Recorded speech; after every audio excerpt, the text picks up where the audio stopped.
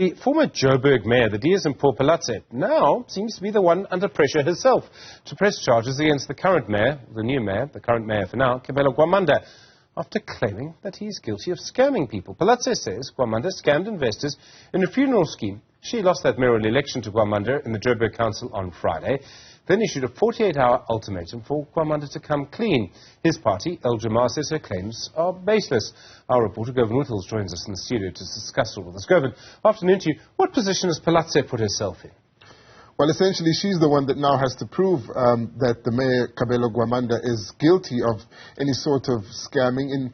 In brief, she's accused him of running a Ponzi scheme here, and she's given him a 48-hour ultimatum, threatened to press charges of fraud, open a case against him. And now that the moment has come for her to deliver, the mayor said that she's still busy gathering evidence.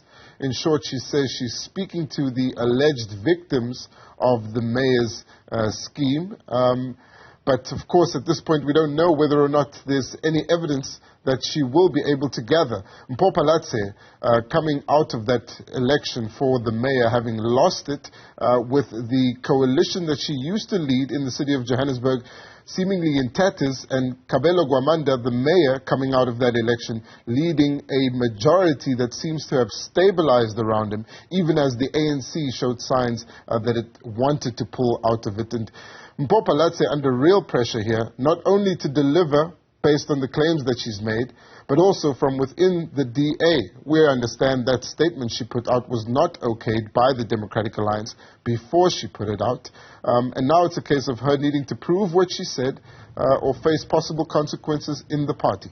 Wow, I mean, one of the things about putting out a statement sort of in your name and not your party's name is that if it all goes wrong, it's you and not the party that's in trouble.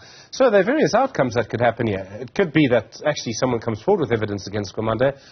Otherwise, she's in a tough spot. She's in a difficult position because Mpho Phalatse was the unifying candidate within that multi-party coalition. Action SA appeared to be behind her during her tenure as mayor. Mpho Phalatse now, having lost that leadership election to John Steenhuisen, attempting to consolidate some power again in Johannesburg, not being able to consolidate her coalition and losing it to the mayor, Kabelo Gwamanda, is now basically fighting for political survival here.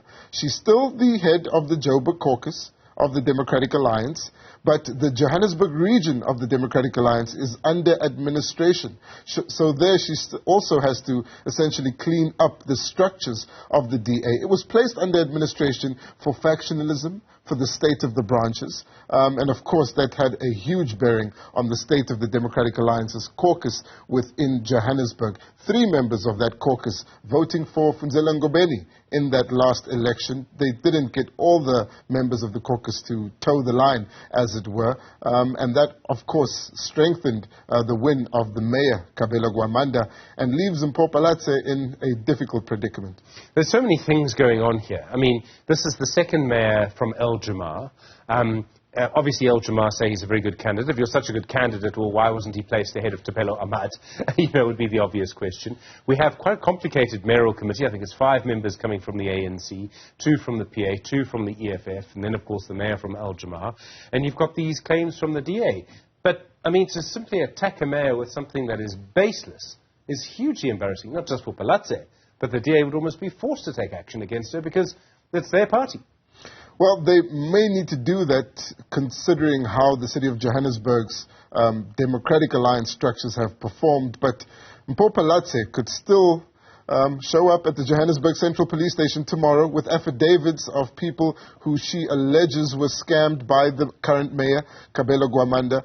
Although that does seem unlikely at this stage, we should point out that within its vetting procedure, Al-Jamaa essentially put out a request to the public and to other political parties asking them to come forward with any information about Kabelo Gwamanda before they put him forward as a candidate.